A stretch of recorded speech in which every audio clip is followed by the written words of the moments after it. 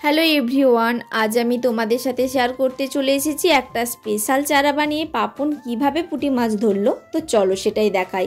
তোমরা কি জানো আটার সাথে একটু ঘি মিশালেই মাছের চারা স্পেশাল হয়ে যায়। আজ দুপুর 2টো থেকে পাপন ছিপ ফেলার জন্য বসে গিয়েছিল। মাছ ধরার জন্য তৈরি করছে একটা স্পেশাল চারা আটা আর ঘি দিয়ে। শুধু আটা দিলেও চলতো, কিন্তু ঘি দিলে নাকি একরকম আলাদা গন্ধ হয়, যেটা মাছের ভীষণ পছন্দ। ছিপ ফেলার পরপরই পুঁটি মাছ পড়তে শুরু করলো। আবার কিছু মাছ তো চারা খেয়েই পালিয়ে যাচ্ছে, আবার কেউ কেউ বড় সাইজের হলেও গাঁথছে না ঠিক মতো। এদিকে ছেলেও বসেছে বাবার মাছ ধরা দেখতে।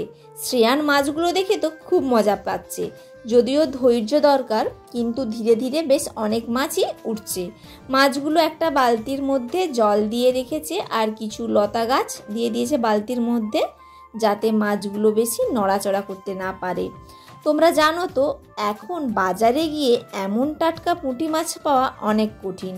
এই মাছগুলোই যদি 3-4 দিন ফ্রিজে রেখে রান্না করা হয়, তাহলে টাটকা মাছের সাথে ফ্রিজে থাকা মাছের রান্নার স্বাদেও কিন্তু অনেক ফারাক পড়ে।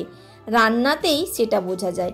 আর হ্যাঁ, এই দেখো একটা কিন্তু ভোলা মাছও উঠে এসেছে। তোমরা কি এর আগে কখনো ভোলা মাছ দেখেছো? ছোটবেলায় মা খেতে দিত না, বলার মতো নাকি এই মাছ খেলেই সব ভুলে যায়।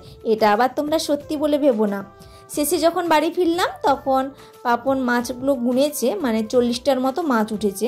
বাজারে তো অনেক সময় দেখতে সুন্দর মাছ পাওয়া যায়, কিন্তু রান্না করলেই বুঝি তাজা নয়।